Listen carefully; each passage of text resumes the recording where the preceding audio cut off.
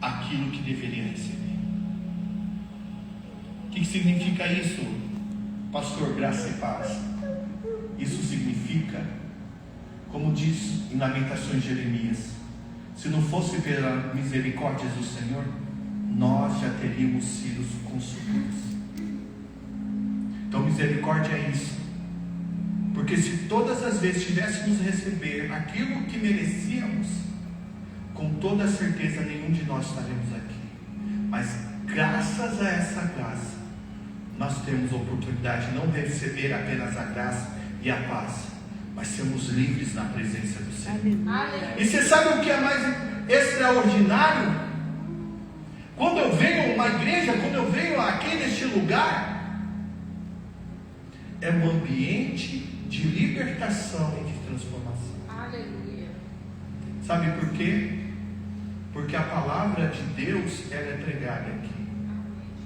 E a Bíblia diz em João 8,32: e conhecereis a verdade, e a verdade vos libertará. Aleluia. Você sabe por que aqui também, digo, não é só apenas pela palavra que seria suficiente, mas porque nós invocamos aqui, nós estamos invocando o nome de Jesus, e com certeza quando foi cantado, louvado aqui Yeshua, não é simplesmente porque para cantarmos algo que nos sensibilize, mas é algo que invoca, porque a Bíblia diz que todo aquele que invocar o nome do Senhor será salvo. Aleluia. E todas as vezes quando você diz Jesus, você está dizendo, ou Yeshua, como nós cantamos aqui, nós estamos dizendo, Deus é a minha salvação. Todas as vezes você está, Yeshua,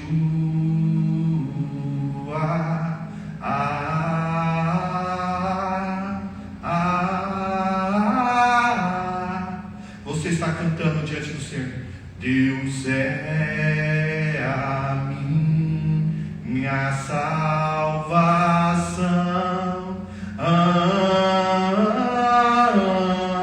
Então quando nós invocamos o nome de Jesus, e a Bíblia diz também em João, que se o Filho vos libertar, verdadeiramente sois livres. Amém. Olha que coisa extraordinária. Se a palavra ela está sendo ministrada, libertação está sendo liberada. E se Jesus ele é exaltado, o Filho está liberando a libertação. E aonde há o Espírito Santo de Deus, aí também existe liberdade. Olha que coisa extraordinária. Quando eu saio da minha casa, eu venho com altas expectativas. Quando eu venho em ambientes como esse, igrejas como essa, o meu coração transborda de alegria, porque eu sei que aquele lugar não é um lugar comum, porque o meu Pai preparou aquele lugar para se revelar a mim, para que através da sua graça, da sua misericórdia e da sua paz, eu não seja apenas uma testemunha ocular, mas eu seja participante de todas as promessas que meu Pai preparou para mim. Amém. Aleluia. Sabe, irmãos, eu não acredito em coincidência, eu acredito em cristocedência. Em Salmo 139, Davi pelo Espírito Santo disse: antes que houvesse qualquer um dos meus dias, todos os meus dias estavam escritos no teu livro. Amém. Sabe o que significa hoje, 31 de agosto? Antes da fundação do mundo, Deus já sabia que esse dia seria um dia marcado para lhe trazer novidades da parte do céu. Amém. Sabe por quê? Porque esse é um ambiente que não é comum. Porque um ambiente só é comum quando a presença de Deus não está. Mas quando a presença de Jesus está aqui, o que era comum se torna um lugar de extraordinário. Aleluia. Glória a Deus. Quando eu e minha esposa saímos de casa para a casa do Senhor, as minhas expectativas, a rotação é lá em cima, sabe por quê? Todos que vieram com fé até Jesus, nenhum deles saíram da mesma forma. Amém. Há salvo um grupo, os religiosos, que reclamavam de tudo, questionavam de tudo. Estes vão e vêm apenas como plateia. Mas os verdadeiros adoradores, quando vêm na presença do Senhor, eles não apenas são tocados, eles são transformados. Amém. Aleluia, Jesus. Vocês lembram da mulher de fluxo de sangue? Há 12 anos sofrendo de hemorragia. Era uma mulher que não apenas tinha gastado todos os seus recursos com a medicina mais avançada da sua época, mas como também ela tinha buscado novas medicinas, métodos de medicina para tratar a sua hemorragia. E a Bíblia diz que ela sofreu com esses novos métodos. Ou seja, uma mulher que tinha perdido os seus recursos, uma mulher que a medicina tinha feito ela sofrer com novos métodos, desenganou ela, e culturalmente, quem tinha um problema com fluxo de sangue, pela lei de Moisés, ele era obrigado a viver fora do convívio familiar. Ou seja, aquela mulher não tinha apenas perdido o seu dinheiro, não tinha apenas perdido a sua saúde, aquela mulher não tinha apenas perdido a sua família, estava vivendo um relacionamento, vivendo isolado de sua família, mas aquela mulher tinha perdido a oportunidade de frequentar a igreja por causa do seu estado de saúde. Mas quando ela ouviu sobre Jesus, lá em Cafarnaum, ela dizia: se somente eu tocar, eu serei curada. A palavra "se somente eu tocar" no grego significa alguém que dizia, só tocar, eu só preciso ir lá tocar, eu só preciso romper mais uma vez, só preciso tocar. E ela rompeu a sua limitação física, ela rompeu com a religião, porque a religião dizia que ela deveria ficar em casa, quem tinha aquele tipo de problema, esperar a sua morte. Mas ela sabia que somente tocar no Senhor seria suficiente para ela ser curada. Aleluia. É assim que devemos vir à igreja. Essa noite eu vou ser transformado. Amém. Essa noite eu vou ser transformada. Essa noite, se eu levar somente um amigo, vai ser suficiente para ele ser tocado, para ser transformado. E só preciso tocá-lo, só preciso levá-lo. E naturalmente, quem faz a promessa não é homem, nem filho do homem, para que se imita organe. E ele diz para Moisés: e dito eu, não cumprirei. Aquilo que poderia ser uma história de uma tragédia, poderia ficar no anonimato. Há quase 2000 anos atrás, estamos falando de uma mulher que rompeu a sua religiosidade, rompeu a sua limitação e disse: eu vou estar no ambiente onde está Jesus. Amém. E eu serei transformada, curada. Amém. E aquela mulher tocou Jesus, só foi uma vez. Não foi uma, duas, três, porque a sua fé, ela dizia: se somente eu tocar, eu serei curada. Tocou em Jesus, Jesus parou, ela estava indo em direção à casa de Jairo. Alguém me tocou. Vamos falar daqui a pouco sobre Pedro. Aí perguntou, Pedro falou: mestre, a multidão te aperta, aí você diz que me tocou? Aí você entende, não basta tocá-lo de qualquer jeito, precisamos tocar com a nossa fé. Amém. Você sabe o que faz a religião? Você sabe o que faz Satanás?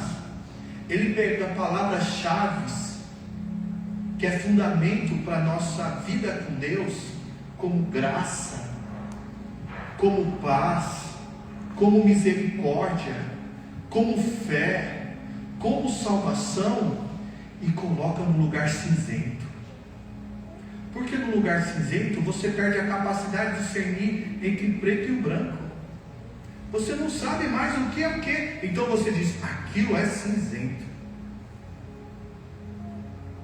Para e pensa, como iríamos viver com a graça sem conhecê-la?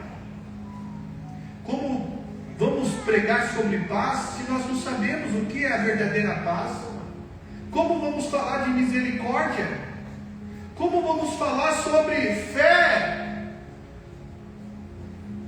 Eu poderia perguntar, se eu precisar levantar a mão, mas eu poderia perguntar assim: quantos sabem o que é meio ambiente? O que é ecologia? Agora defina o que é ecologia.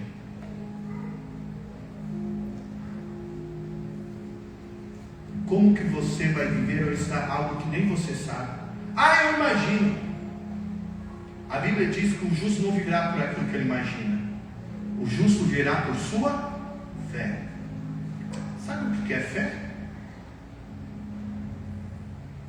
Fé é uma palavra grega chamada pisteu, pistes, em outros momentos, que nos fala sobre alguém que descobriu uma verdade tão poderosa, tão poderosa, tão poderosa, e aquilo gera uma convicção tão grande que aquilo que é uma verdade, uma convicção tão grande, tão grande, tão grande, que não se vê mais agindo e nem falando diferente dessa verdade. Fé e convicção. O que diz em Romanos 10:17? Que a fé vem pelo ouvir, e ouvir a palavra de Deus.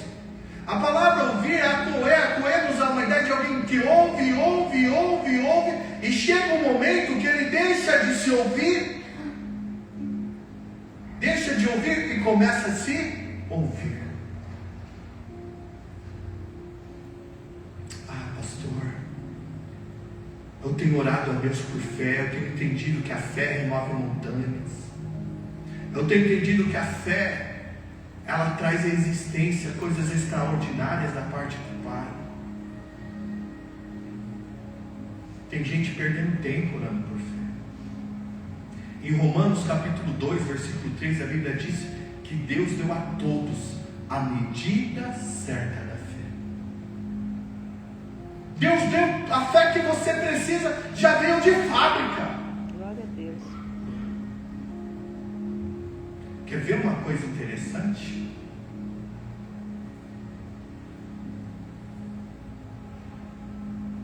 Como a fé ela é verdadeira? O ateu, ele é conhecido como alguém que não acredita em Deus. Para mim, o ateu é um dos caras que olha, que se converter vai remover montanhas. Sabe por quê? Porque o ateu, ele tem fé, ele acredita que não tem Deus. Ele acredita que não tem Deus. Até o ateu tem, porque todos nós temos fé, porque se não tivesse fé, nem o ateu acreditava que não existia Deus, e nem nós. Como? Se você não tivesse fé, como que você seria salvo? Porque Efésios 2:8 fala: pela graça sois salvo mediante a... Se você não tivesse fé, você não ia ser salvo. Está todo mundo perdido. Se nós não viéssemos de fábrica com a fé na medida certa.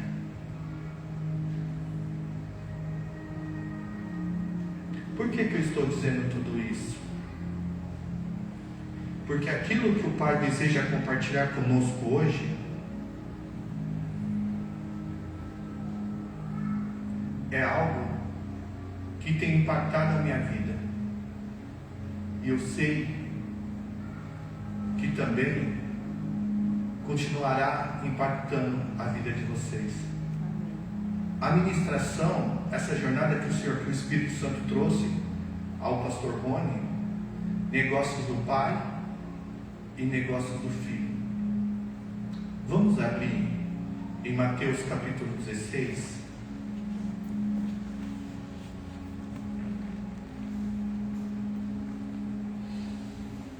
Você pode dizer aleluia? Aleluia. Você sabe por que o pregador e o seu pastor estimula você glorificar a Deus? Ou você acha que é simplesmente para animar o auditório? Vamos lá, vamos glória, vamos glória, aleluia, aleluia. Não é para animar o auditório. Porque existe um salmo que Davi, pelo Espírito Santo, ele diz assim: que no meio dos louvores Deus habita. Amém. Toda vez que você está dando glória a Deus, aleluia, você está chamando a presença de Deus sobre sua vida. Aleluia. Você está chamando a presença de Deus sobre essa igreja. Rapaz do céu. Rapaz, vai estar paralítico pulando, cego enxergando, aleluia. mudo falando, Glória perdido sendo salvo e membros de amputados sendo regenerados pelo poder do nome de Jesus.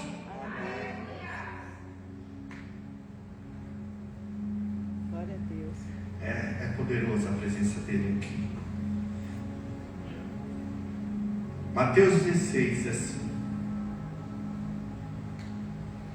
quando Jesus chegou à região de Cesareia de Filipe, perguntou aos seus discípulos: quem as pessoas dizem que é o Filho do Homem é? Quem dizem que o Filho do Homem é? Eles responderam: alguns dizem que o Senhor é João Batista, outros que é Elias, e outros ainda que é Jeremias, ou um dos profetas. Aí Jesus parou um pouco, olhou para eles e perguntou: e vocês? Quem vocês dizem que eu sou? Simão Pedro respondeu: o Senhor é o Cristo, o Filho do Deus vivo. Essa versão aqui é a nova versão transformadora, ok? Talvez é diferente da NVI, da João Ferreira de Almeida, Nova Almeida atualizada, tá? Então é uma versão diferente essa, mas sobre o mesmo assunto, ok? Sobre, só apresentando verdades de maneiras diferentes. Simão Pedro respondeu, vamos lá de novo o versículo. Respondeu: o Senhor é o Cristo, o Filho de Deus vivo. Presta atenção: Deus vivo. Jesus disse: que grande privilégio você teve, Simão, filho de João. Em outras versões fala Simão Bar-Jonas. Foi meu Pai. Diga: foi meu Pai. Foi meu Pai. Olha para o seu irmão e diga assim: Pedro. Diga para ele assim, temor. Pedro identificou ele como filho do Deus vivo. E Jesus disse para Pedro: foi meu Pai. Amém? Vamos voltar. Foi meu Pai no céu que lhe revelou isso. Nenhum ser humano saberia por si só, teria habilidade de ter esse discernimento. Agora eu lhes digo que você é Pedro, e sobre esta pedra edificarei minha igreja, e as forças da morte, as forças do inferno, as forças do Seol não a conquistarão, e eu lhes darei as chaves do reino dos céus.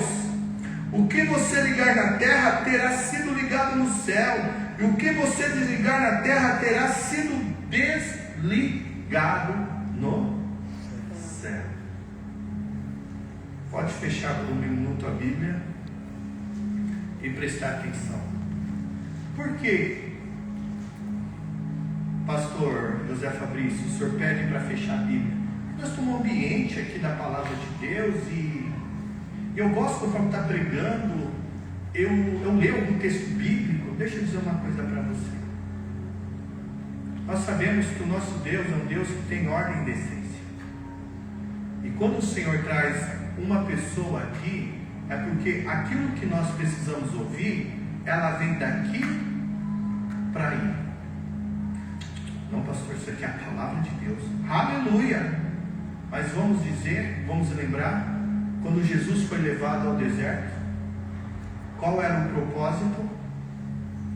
A Bíblia fala em Lucas capítulo 4, Jesus cheio do Espírito Santo e guiado pelo Espírito Santo foi levado ao deserto para ser tentado pelo diabo. E se passam os 40 dias e o que acontece? Chega Satanás, o diabo.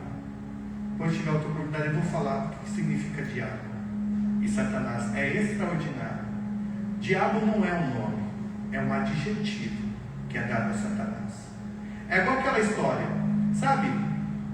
Na sua família, por exemplo, tem vou usar o nome aqui, o Pedrinho, o folgado. Aí você chega, cadê o folgado? Ah, o Pedrinho. É a mesma coisa.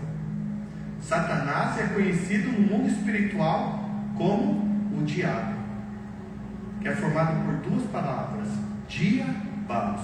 Aí em outro momento nós vamos falar sobre o diabalos. Aleluia! Então, olha que coisa extraordinária. Jesus no deserto, 40 dias, naturalmente você vai sentir o quê? Fome. Mas você lembra, o justo não vai viver por aquilo que ele sente. Ele vai viverá pela sua fé. Aí vem o diabo e fala assim: por que você não transforma a pedra em pão? Irmãos, eu tenho até que horas, pastor, posso? Me fala aí um minuto. São 8h20, até que horas eu posso ir? É 9 horas. Até 9 horas, aleluia. Se os irmãos vai vibrar, eu falo, uau, foi biscoito. Mas é coisas boas vindo do céu. Amém. Aí, Jesus, o diabo falou assim: por que você não transforma a pedra em pão? Irmão, eu fico imaginando um crente imaturo, alguém que não vive um ambiente ou não é pastoreado como uma igreja dessa. Oh, foi Deus que me falou. O Espírito Santo está estimulando a minha fé para dar um passo de fé. Aí o que eu já atendi, irmãos, de irmãos frustrados: pastor, eu dei um passo de fé no meu negócio, o negócio faliu, pastor. Eu senti, vai ver na conversa, eu senti que era de Deus. Irmãos, em outro momento eu vou falar sobre aonde Deus deseja relacionar, e é maravilhoso. Eu vou dizer, tem uns que tem uma parte da igreja cristã que precisam de algo palpável, porque eles gostam de se relacionar na matéria com Deus. Alguns evangélicos, que é o grupo que nós identificamos, ama servir a Deus no sentimento, nas emoções. Ah, como eu gostaria de sentir Deus essa noite. Eu só precisava senti-lo. Só senti-lo, pastor, eu precisava só sentir.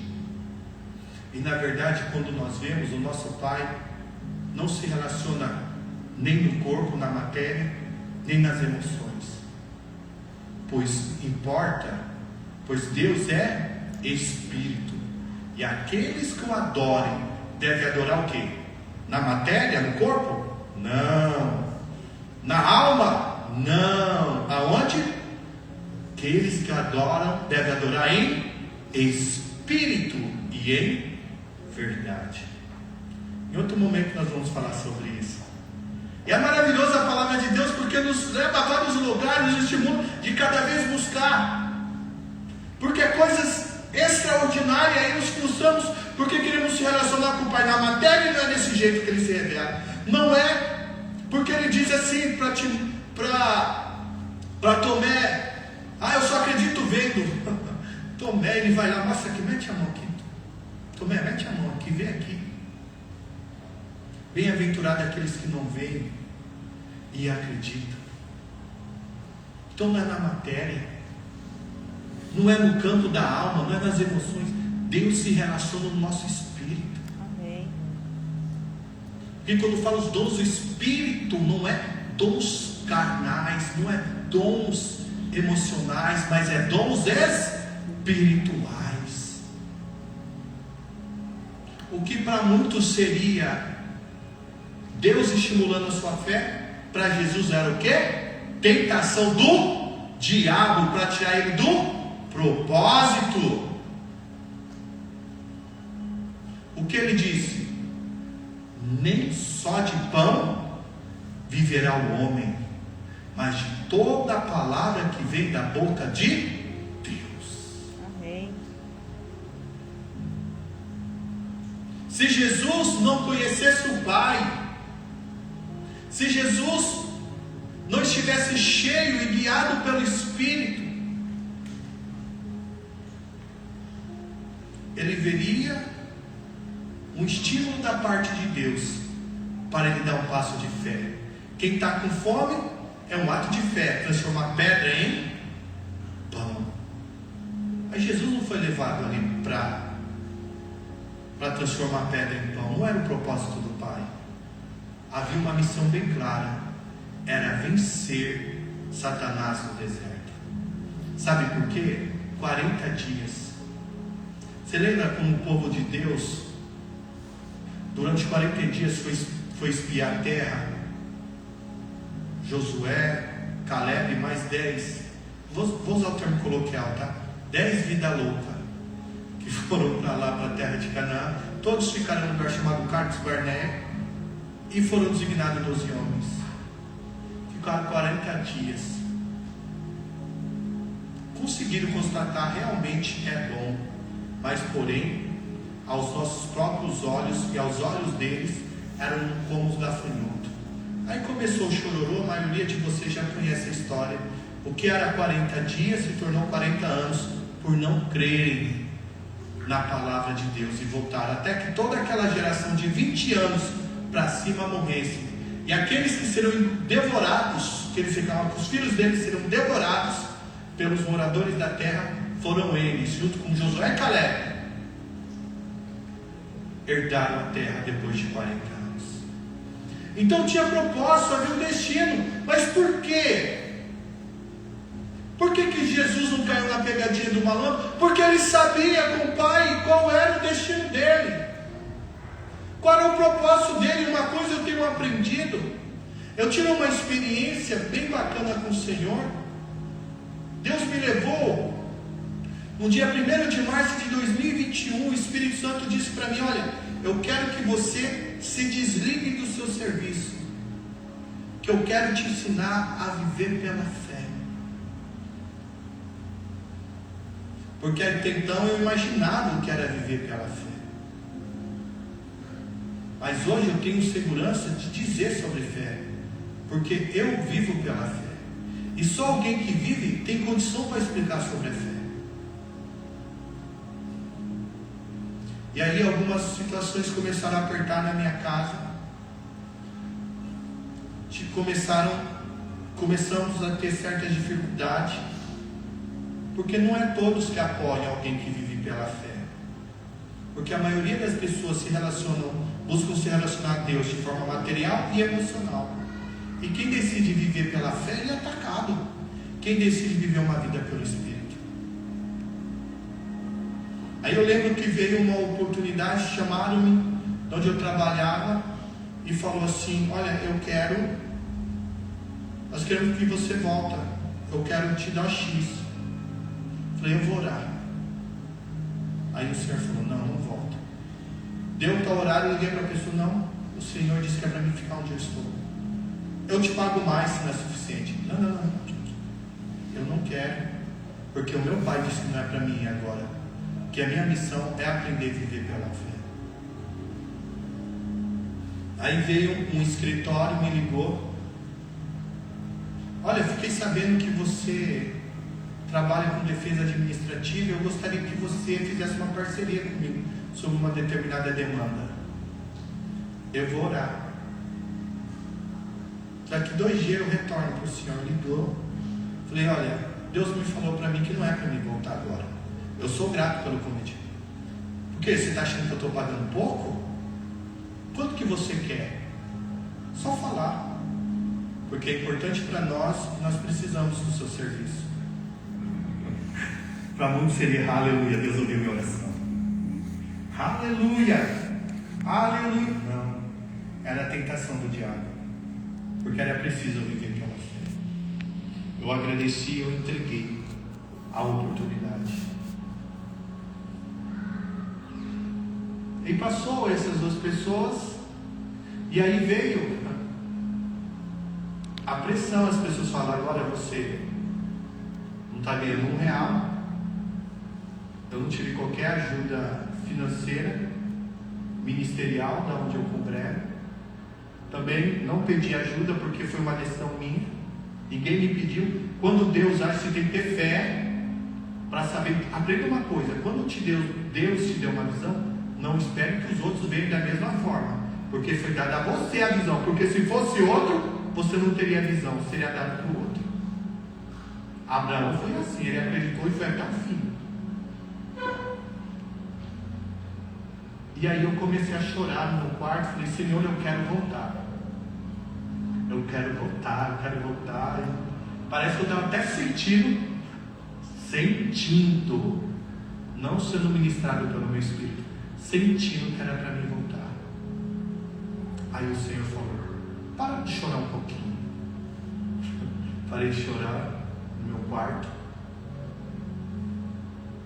Minha esposa, nós já estávamos grávidos do segundo filho. O povo já começava a me chamar de irresponsável.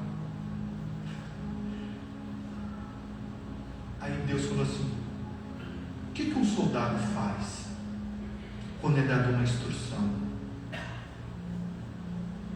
Ele fica, nem que se for 1 ano, ele não sai da posição dele até que não tenha uma segunda instrução.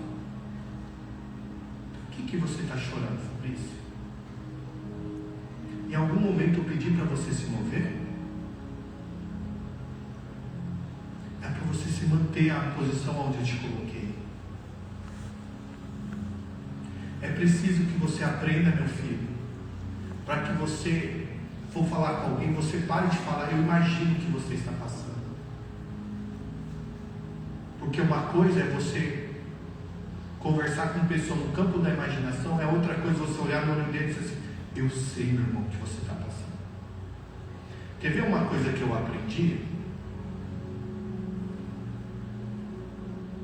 Necessidade.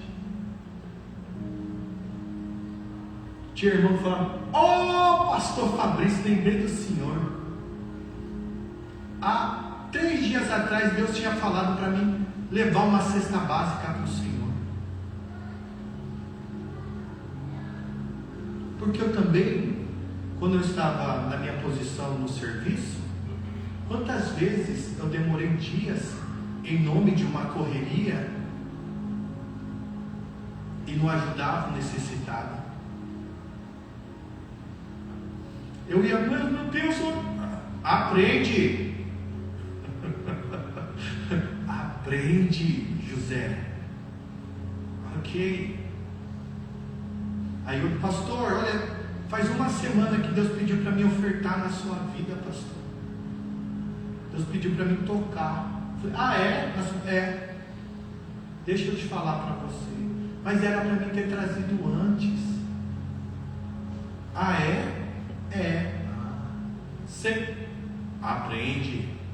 Você está vendo o Fabrício reproduzido na sua frente, na cesta básica e na oferta para quem precisa. Meu irmão, se Deus ministra no seu coração, você acredita quando Deus levanta movimentos aqui? Irmãos, precisamos mobilizar para ajudar aquele que precisa. Irmãos, precisamos se mobilizar para abençoar as missões. Irmãos, precisamos nos mobilizar. A igreja, ela tem necessidades. Eu não consigo entender, com todo o respeito, como o irmão pode esquecer de devolver ao Senhor seu dízimo, sua oferta. Como pode esquecer de trazer a cesta básica quando a igreja está mobilizada para atender quem precisa? Quando podemos esquecer quando a igreja se mobiliza para pedindo doação de roupa? Pastor, eu esqueci. Não, irmãos. podemos esquecer. Porque quem precisa, quem tem necessidade, não tem tempo para esperar. Muitas das coisas dessa igreja, elas poderiam ser avançadas, ou pessoas serão alcançadas, ou supridas, se nós tivéssemos a mínima sensibilidade de saber que quando é dada instrução, ela não vem com uma frase de efeito, mas ela vem do Pai, porque aquela doação, aquela contribuição, aquela semeadura é a chave que você precisava para mudar a sua estação. Amém. Mas felizes são aqueles que tardiam, mas ainda mudam a chave. E tem gente que segura a chave e morre com a chave e não muda a estação, porque foi dada a oportunidade. Por exemplo, negócios de pai para filho.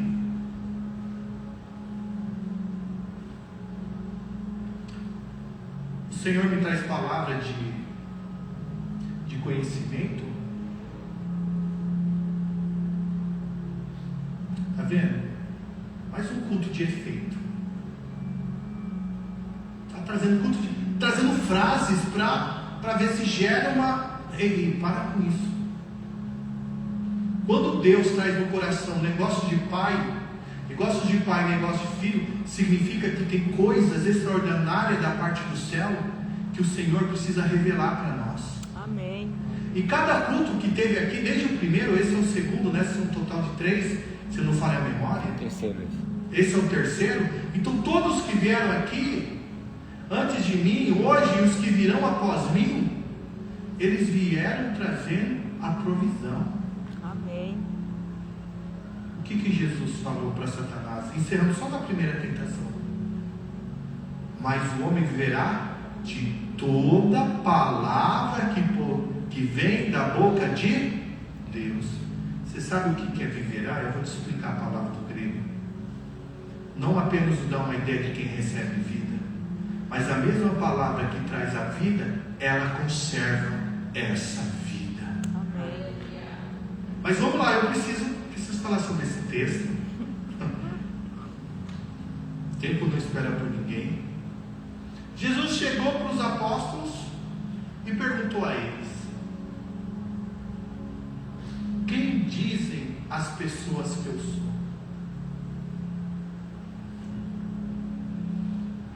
Uns falaram: o Senhor é João Batista. Outros falaram: o Senhor é Elias. Outros ainda: você é Jeremias. Teve um que falou: ou um dos profetas. Aí Jesus lhe perguntou: e vocês? Perguntou ele: quem vocês dizem que eu sou? Todos ficaram em silêncio por um minuto. Você sabe por que Jesus fez essa pergunta, irmão? Por que Jesus perguntou primeiro o que as pessoas diziam, quem era ele, para depois perguntar para a opinião deles sobre ele? É simples. Porque se Jesus tivesse perguntado quem eles acreditavam que ele era, eles falariam o que eles tinham ouvido dos outros. Se Jesus perguntasse, ele diria, as pessoas quando dissessem: para mim o Senhor é Jeremias, o Senhor é Elias, o Senhor é João Batista, ou é outro profeta, não por algo criado pelo convívio deles, mas eles estavam influenciados por aquilo que as pessoas diziam quem era Jesus.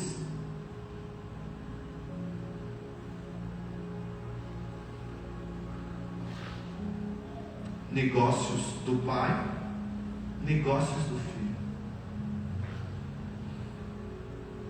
Aí quando Jesus perguntou quem de fato ele era, eles ficaram quietos, porque entenderam a pergunta de Jesus. Eu não quero saber se vocês acreditam no que os outros estão dizendo, eu quero saber vocês, quem vocês dizem que eu sou. E se eu perguntasse para você, eu vou usar o nome Deus, mas você vai entender depois. Quem é Deus para você? Deus é resultado do que toda e qualquer definição que você tem sobre Deus é resultado daquilo que você ouve dos outros? Se eu perguntasse para você quem é Deus, como você dissesse, você diria resultado de uma jornada de experiência com Ele? Ou porque você ouve sobre Deus da boca dos outros? É maravilhoso quando seu pastor vem pregar aqui, sua pastora, seus líderes de célula, ou os convidados vêm aqui, mas nossa fonte sobre conhecimento de Deus, ela não pode apenas ficar resultado de terceiros. Sabe por quê? Porque da mesma forma que você ouve sobre Deus na sua igreja, é da mesma forma existem pessoas que falam de Deus aí fora. Quantos lembram da história de Jó? Dá um sinal aí. Lembra quem era Jó? Era um homem, era um comerciante bem sucedido, um cara que tinha prática ele tinha o temor dos filhos dele pecar, levantava de madrugada, sacrificava. Vai que eles pecaram, blasfemaram contra Deus, eu vou fazer uma purificação espiritual aqui. Mas aí Jó, ele começa a passar pela provação. Se você ver, se não fala a memória, em Jó capítulo 4, você vê a chave, como aquilo começou a acontecer na vida de Jó. Jó, ele disse: aquilo que eu tinha medo me constou, aquilo que eu tinha medo, que eu temia, me aconteceu. Assim como a fé abre portas para o extraordinário da parte de Deus, o medo abre portas também para as obras infernais do diabo. Porque em 2 Timóteo 1,7 Deus diz: Deus não nos deu um espírito de medo. Então medo não é simplesmente um assédio de insegurança. A Bíblia encara o medo como um espírito maligno. Mas pastor, e quando eu sinto medo? Para mim o problema não é ser assediado pelo medo. O problema é quando eu digo, eu tenho medo.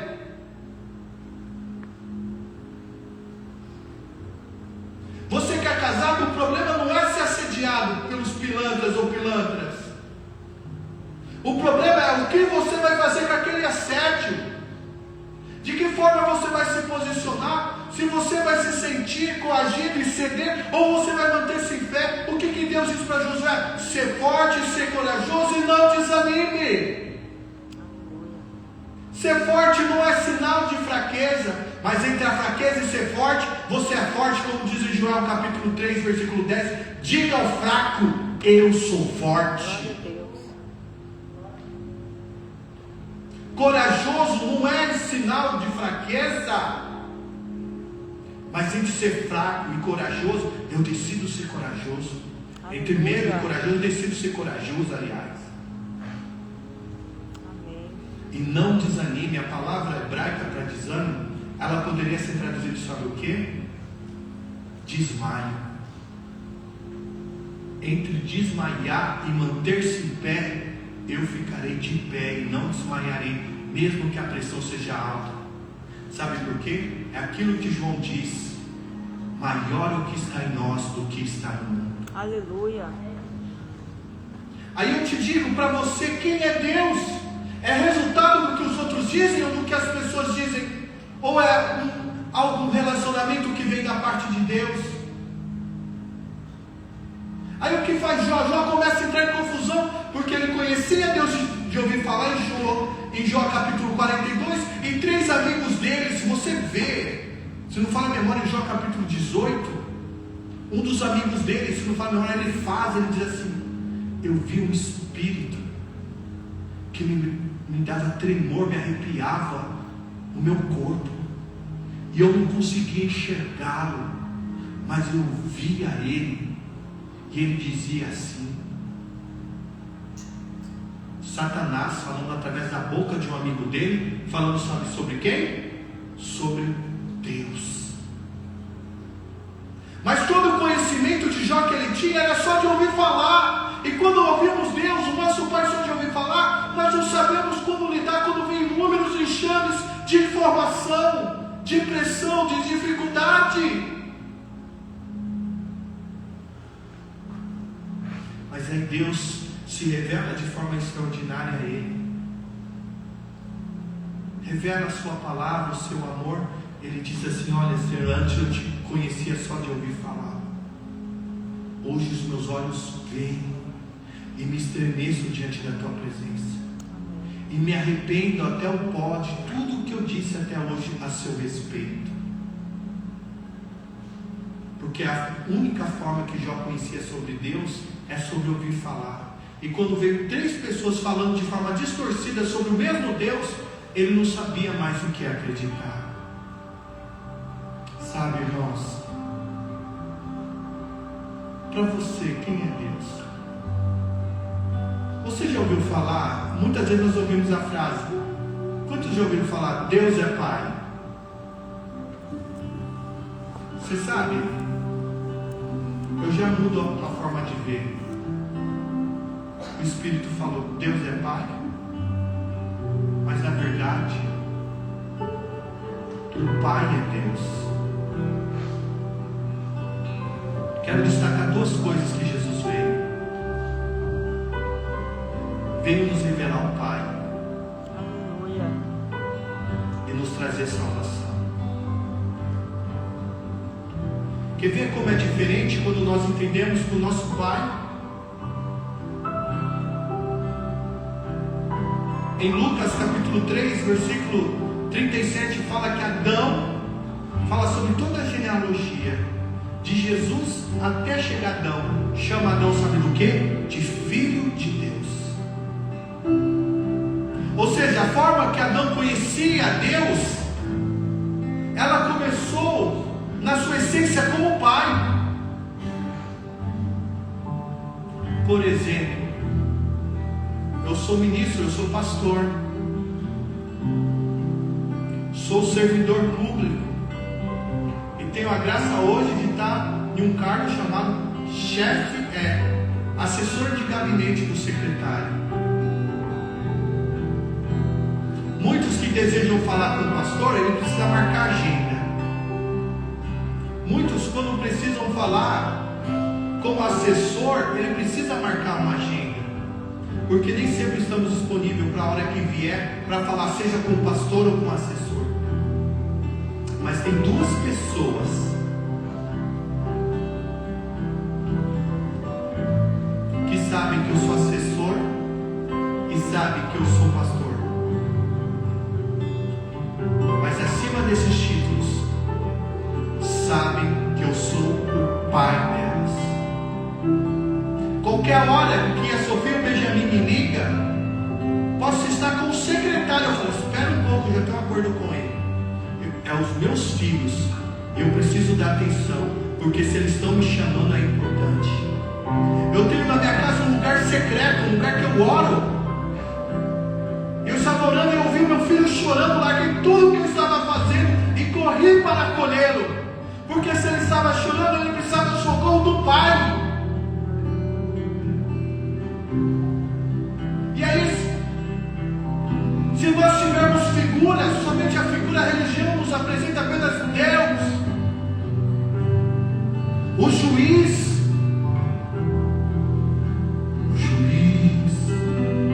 o provedor, o médico. E se essa for a figura, toda a figura que temos do nosso Pai, nós teremos dificuldade de achar que se vamos falar com Ele, seremos atendidos.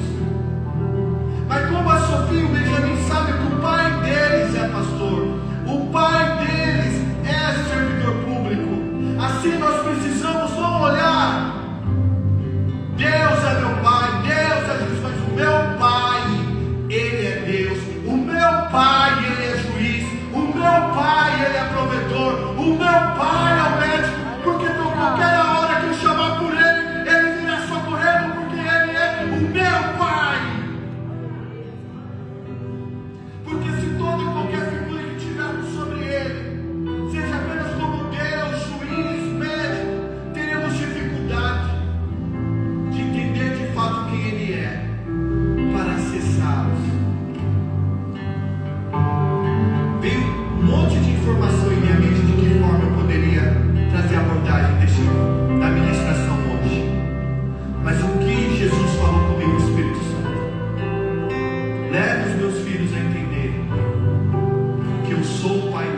Aleluia. O que Jesus fala em Mateus 6,6? Quando você for orar, entra no lugar secreto, e em secreto teu Pai o ouvirá,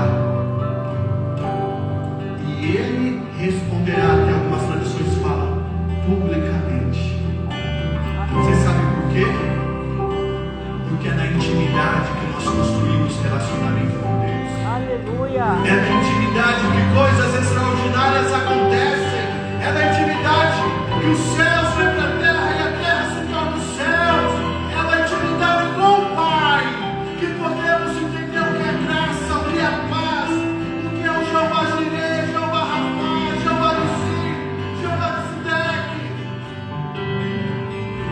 Porque esse é meu Pai, o Pai que me ama, o meu Pai que me trouxe neste lugar.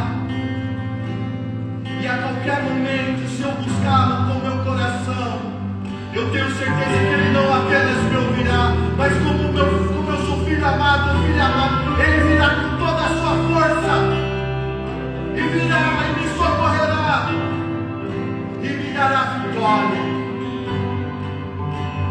Quando você entende que o seu Pai é Deus, tem muita gente que olha assim e fala: Senhor, me abençoa.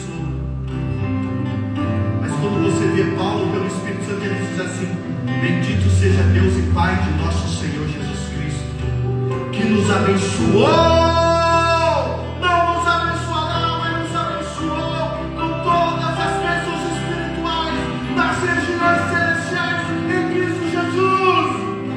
Quando eu sei que o meu Pai é Deus, eu não peço Ele para me abençoar, mas eu digo: meu Pai, como eu faço para acessar a minha herança?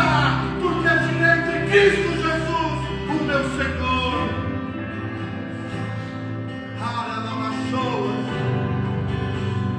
Deixa eu dizer algo para você. Eu vou encerrar aqui.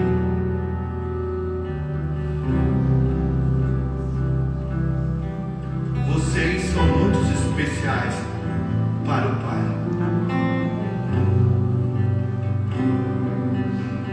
Vocês são um povo que o Pai escolheu.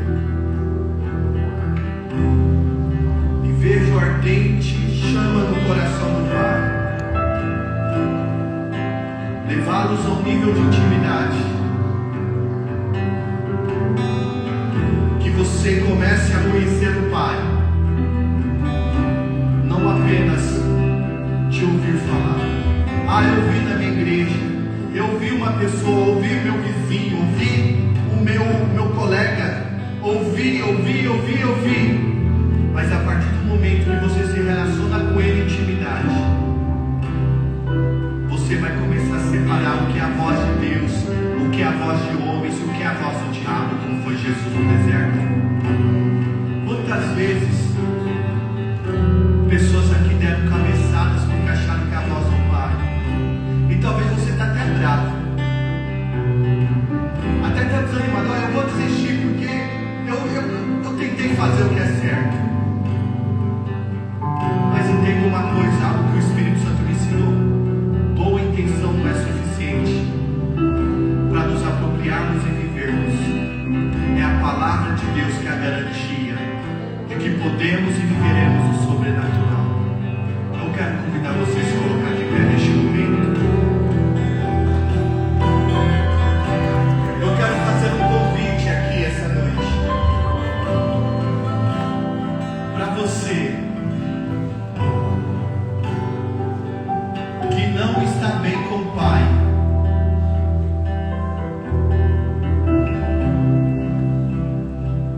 Pastor, eu acho que alguma coisa não tem uma relação legal com o meu Pai.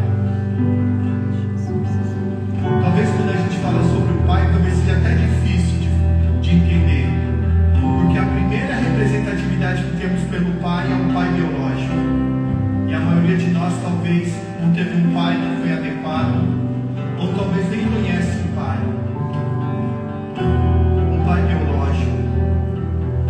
Mas deixa eu dizer, hoje o Senhor quer desconstruir toda a figura distorcida sobre paternidade e quer nos levar a um lugar de restauração da paternidade de Deus sobre a nossa vida. Você que em seu coração pesa e quer sair daqui tudo bem com o Pai, eu quero convidar você a vir aqui à frente fazendo favor. Você que está sendo assediado por medo, por insegurança, você está assediado com sentimentos ruins, você não está conseguindo administrar isso na sua vida. O Pai te chama para vir aqui essa noite. O Papai está te chamando, porque Ele não quer que você saia da maneira que você entrou. Ele quer que saia essa noite tudo bem entre você e Ele. Ele te ama de tão, que Ele te chamou como você estava, mas não quer permitir que você saia da mesma maneira que entrou. Ele te ama. Às vezes a gente fica constrangido e fala: como eu vou me expor lá na frente? E quando éramos do mundo, não tínhamos constrangimento de fazer determinadas coisas e achávamos bonito aquilo que hoje nós nos envergonhamos. Deus está te chamando, o Pai está te chamando. Eu desejo orar pela tua vida. O Pai te ama, Jesus te chama. Você não orou por esse dia, que você precisava ser livre do medo, da ansiedade, da angústia. Esse é o dia da sua virada. Porque um dia, com um culto como esse, a minha vida transformou. Vivi 25 anos na religião. Toda a forma que eu conhecia sobre Deus era a religião. E todas as vezes que falava, ia no campo da imaginação do que os outros deviam sentir. Até o dia que eu comecei a ter experiência íntima com meu Pai. Eu posso dizer, a religião me fez mal, mas o meu Pai me mostrou que Ele poderia restaurar o meu coração.